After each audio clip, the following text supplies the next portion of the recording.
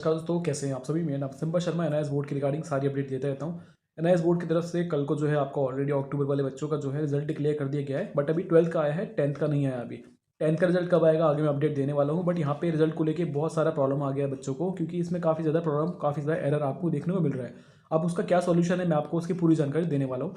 अगर आपके रिजल्ट में जो है कोई भी एब्रीविएशन आ गया है तो आप इस वीडियो को पूरा एंड तक जरूर देखना, आपको एंड में सॉल्यूशन पूरा मिल जाएगा। और अगर आप पास कर चुके हो अपना तो मैनी मैनी कंग्रेचुलेशन आप सभी को हमारी तरफ से। आप अपना जो है आगे फ्यूचर में अपना जहाँ भी अपना एडमिशन लेना चाह रहे हैं आप इजीली अपना एडमिशन ले सकते हैं। मार्कशीट कब मिलेगी, ए टू जेड सारी चीज़ें ये मैं आपको जानकारी एंड में बताने वाला हूँ। बट ये वीडियो स्पेसिफिकली उन बच्चों के लिए होने वाली है जो बच्चे अपना अभी रिजल्ट को लेकर परेशान हो रहे हैं आपका।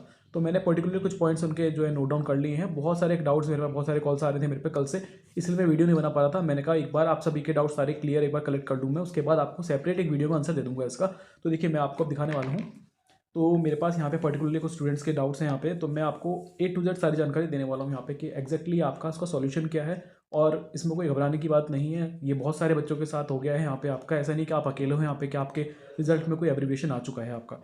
2 मिनट दो, मैं आपको अभी चेक करके बताता हूँ। तो हम पहले बात करने वाले हैं आपका, देखो 3-4 एब्रीविएशन आपको पता होगा, SYC, SYCT, ये सब चीज़ें बेसिक सबके में आ चुकी हैं आपका। मोस्टली जो बच्चे अपना क्लियर नहीं कर पाए हैं उनके में आई हैं। तो मैं आपको इनका कैसे पास आउट करना है ये तो मैं बताऊंगा ही, कैसे हटाना है पर्सनली बताऊँ। जो जिन बच्चों के में आपका जो है 4 बार XXX आ चुका है ना, मुझे पर्सनली उनको लेके काफ़ी ज़्यादा एक अंदर से बुरा लग रहा है। क्यों? क्योंकि वो बच्चे अपना, कुछ बच्चे ऐसे हैं जो अपना ऑलरेडी पास कर चुके हैं, उनकी कोई गलती नहीं थी, बट यहाँ बोर्ड की तरफ से कोई डिक्लेरेशन नहीं था, बोर्ड की तरफ से कोई नोटिफिकेशन नहीं था, इसलिए वो अपना बस एक तरह से फंस गए हैं। मैं उनकी बात करने वाला हूँ पहले आपका। देखो पहला पॉइंट उनका हो जाता है जिसके रिजल्ट में जो है आपका ऐसे करके आ रहा है, आपको स्क्रीन पे दिख रहा होगा, या 4 बार नीचे रिजल्ट में एक्स लिखा हुआ आ रहा है आपका। तो इसका सिंपली मतलब ये है कि आपको जो है मार्कशीट अभी इशू नहीं करी जाएगी। अब इसके मल्टीपल रीजन हो सकते हैं। पहला रीजन आपका हो सकता है, पहली कैटेगरी वो बच्चे आते हैं आपका जो बच्चे अपना, आपके पास आपने 5 सब्जेक्ट पास तो कर लिए बट आपके पास कोई भी लैंग्वेज नहीं है, तो उनके लिए ये इशू है। उनको एक लैंग्वेज ऐड करना पड़ेगा। आफ्टर दैट आप उसका एग्जाम दोगे, उसके बाद आपको उसका सेपरेट रिजल्ट मिल जाएगा। दूसरी कंडीशन उन बच्चों के साथ आती है जिनके पास 3 लैंग्वेज हैं। अगर आपके पास 2 से ज़्यादा लैंग्वेज हैं तो भी आपके लिए फिर पास आउट करना थोड़ा मुश्किल हो जाता है, रिजल्ट आपको नहीं मिलेगा। आपको पहले एक लैंग्वेज रिमूव करना पड़ेगा, उसके बजाय कोई नया सब्जेक्ट देना पड़ेगा। आफ्टर दैट आप उसके लिए एलिजिबल हो, आपको फाइनली आपका मार्कशीट और TC मिल जाएगा। एक कंडीशन उनके लिए आती है जिनके में 4 सब्जेक्ट हैं, 3 सब्जेक्ट हैं।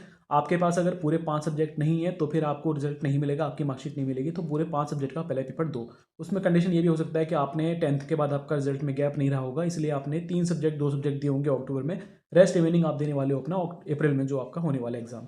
लास्ट कंडीशन उन बच्चों के लिए आती है, स्पेशली मुझे इनके लिए बहुत बुरा लगा पर्सनली, मैं आपको बताऊं, क्योंकि इनके पास पूरा 5 सब्जेक्ट था।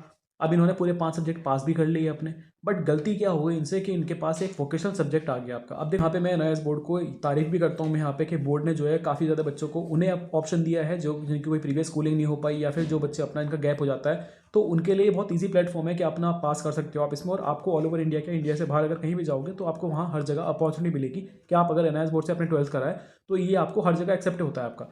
बट ये बहुत ही बकवास बात है इस बोर्ड की कि आपका कोई भी कोई मेजर अपडेट आता है ना इसमें, तो आपका कोई नोटिफिकेशन के थ्रू नहीं बताया जाता। जैसे कि इन बच्चों का देखो आप केस क्या हुआ, 5 सब्जेक्ट इन्होंने लिया पूरा अपना, बट इसमें ऐसा हुआ कि उनके जो है वो क्राइटेरिया नहीं फॉलो कर पा रहे हैं कि वो उन्हें मार्कशीट और TC उन्हें मिल जाए। क्यों नहीं कर पा रहे हैं? क्योंकि उनके पास एक वोकेशनल सब्जेक्ट है, 4 सब्जेक्ट उनके पास अपने बेसिक सब्जेक्ट हैं।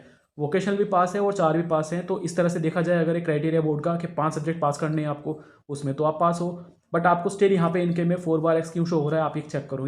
ये इसलिए शो हो रहा है क्योंकि बोर्ड ने ये चीज़ कभी डिक्लेयर ही नहीं करी कि आपका जो है सेपरेटली आपको 5 सब्जेक्ट में, नॉर्मल सब्जेक्ट्स में पास होना पड़ेगा। एक सब्जेक्ट आपको वोकेशनल अगर आपके पास है तो वो आपका एडिशनल माना जाता है। अगर आपके पास 4 सब्जेक्ट हैं और एक वोकेशनल एडिशनल सब्जेक्ट है, आपके पास टोटल 5 सब्जेक्ट हो गए, तो वो अगर आप पास करते हो तो फिर आपको मार्कशीट के लिए वैलिडेशन नहीं माना जाता आपका, मतलब आप अपना मार्कशीट नहीं ले सकते भले ही आपने 5 सब्जेक्ट अपने पास कर रखे हैं। इस केस में आप देख रहे हो तो आपको देख रहे हैं स्टूडेंट के यहाँ पे जो है 5 सब्जेक्ट इजीली पास हैं, बट इसमें 4 सब्जेक्ट बेसिक हैं उनके, एक सब्जेक्ट वोकेशनल आ गया उनका। स्टूडेंट को पता नहीं था यहाँ पे कि अगर मैं वोकेशनल भी ले लिया है मैंने तो फिर आपका जो है साथ में कोई दूसरा सब्जेक्ट भी लेना पड़ेगा, मतलब वोकेशनल को एज ए एडिशन लेना पड़ेगा, तभी मेरे को मार्कशीट मिलेगा, नहीं तो मेरे को मार्कशीट नहीं मिलेगा। और ये चीज़ कहीं भी बोर्ड ने कोई नोटिफिकेशन में स्पेसिफिक नहीं करी हुई है। इवन कुछ साल पहले तक की बात है, 2 साल पहले तक की बात है कि वोकेशनल सब्जेक्ट जो है इसमें इन्होंने कंपल्शन कर दिया था कि 12th के सब्जेक्ट के साथ आपको वोकेशनल लेना पड़ेगा, तभी आप आगे फॉर्म फिलअप कर सकते हैं, नहीं तो आप नहीं कर सकते। तो ये बहुत ही सेंसलेस बात लगती है मुझे इस बोर्ड में कि कोई भी अपडेट अगर आता है तो आपको बच्चों को अपडेट करना चाहिए, उसके रिगार्डिंग कोई नोटिफिकेशन निकालना चाहिए कि भाई स्पेसिफिकली ये रूल चेंज हुआ है। इनका स्टूडेंट का केस ये है कि वो 5 सब्जेक्ट क्लियर कर चुके हैं, अकॉर्डिंगली इनके अकॉर्डिंग तो आपको बोर्ड को मार्कशीट देनी चाहिए इन्हें, क्योंकि इनके 5 सब्जेक्ट प्रॉपर पास हैं और अच्छे खासे नंबर से पास हैं। बट अब के आपका इनके पास 4 सब्जेक्ट बेसिक थे, 1 सब्जेक्ट वोकेशनल हो गया, इसीलिए इन्हें अब एडिशनल 1 सब्जेक्ट ऐड करना पड़ेगा। दोबारा से उसका एग्जाम देंगे अप्रैल में, आफ्टर दैट उन्हें मार्कशीट मिलेगा आपका। तो अगर आपके साथ भी ये प्रॉब्लम आ रहा है तो आपको भी मैं सिंपल सॉल्यूशन इसका यही बता सकता हूँ मैं आपका, कि आपको एक एडिशनल सब्जेक्ट ऐड करना पड़ेगा, क्योंकि वोकेशनल है आपका, तो इसीलिए आपको मार्कशीट नहीं मिल रहा है अभी, क्योंकि 4 सब्जेक्ट बेसिक जो कॉमन होते हैं ना, वो कॉमन 4 सब्जेक्ट है आपके पास, एक वोकेशनल है आपके पास, तो आपको 5 सब्जेक्ट कॉमन लेने पड़ेंगे, वोकेशनल आपका हो ना हो कोई मैटर नहीं करता, बट 5 आपको वो पास करने पड़ेंगे। तो एक सब्जेक्ट मेरे अकॉर्डिंग आपके पास पेंटिंग नहीं है, तो पेंटिंग एनआईएस बोर्ड में सबसे ईजी सब्जेक्ट है, उसे आप अपना ऐड करो और आगे फर्दर के लिए अप्लाई करके अपना जो है उसमें एग्जाम दो, और आपको जो है अप्रैल में एग्जाम दोगे और आप अपना उसमें जून तक आपको मार्कशीट मिल जाएगा। सबसे ज़्यादा सिंपल सॉल्यूशन, सिंपल वे यही है आपके पास, नहीं तो आपको ये बोर्ड जो है मार्कशीट नहीं प्रोवाइड कराएगा। तो ये मेरे को अपने आप से पर्सनली बहुत बुरा लगा इन बच्चों के लिए, क्योंकि उन्होंने मेहनत पूरी करी, उनका एक तरह से क्राइटेरिया पास भी हो गया पूरा उनका, उन्होंने सारी चीज़ें कंप्लीट कर ली हैं।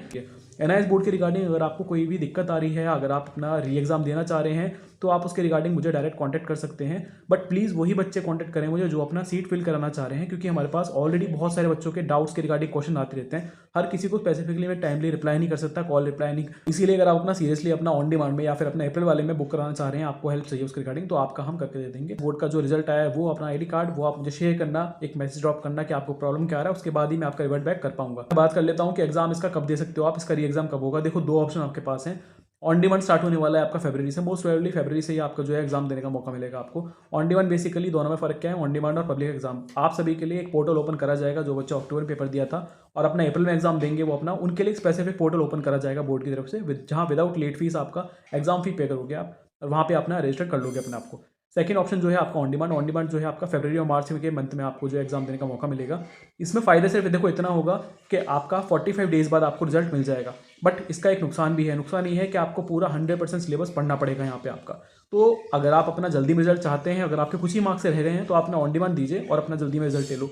और अगर आप अपना देख रहे हो कि आपकी प्रिपरेशन नहीं थी अच्छी, तो आप उसके रिगार्डिंग अप्रैल वाले में ही दो, क्योंकि उसमें आपको टीएमए का मार्क्स का कंसिडरेशन मिल जाएगा, टीएमए के मार्क्स भी ऐड हो जाएंगे आपके, और आपको जो है पूरा सिलेबस नहीं पढ़ना पड़ेगा, ओनली 60% सिलेबस ही करना पड़ेगा। अप्रैल में पेपर होगा और जून तक आपके हाथ में आपका रिजल्ट आ जाएगा। रिगार्डिंग कोई और डाउट है आप तो मुझे डायरेक्ट कॉल कर सकते हो। मैं आपसे रिक्वेस्ट कर रहा हूँ कि अगर आप सीरियस हो अपने उसके लिए एनरोल कराना चाह रहे हो, तभी आप मुझे कॉल या मैसेज करना। तक रही 10th के बच्चों की बात, 10th का जो रिजल्ट आपका 20 से 21 के बीच में आने वाला है, तो थोड़ा सा वेट करो। उसमें भी अगर आपका कोई ऐसा प्रॉब्लम आता है तो आप डायरेक्टली मुझे कॉन्टैक्ट कर सकते हो, वहाँ पे आपकी पूरी हेल्प कर दी जाएगी। एनआईएस बोर्ड के रिगार्डिंग सारी अपडेट देता रहता हूँ यहाँ पे। अगर आप चैनल पे पहली बार देख रहे हो तो चैनल सब्सक्राइब कर सकते हो, आने वाली वीडियोस में आपको सारी अपडेट्स में यहीं देता रहूँगा। तो मिलता हूँ अगली वीडियो में, तब तक के लिए गुड बाय, टेक केयर।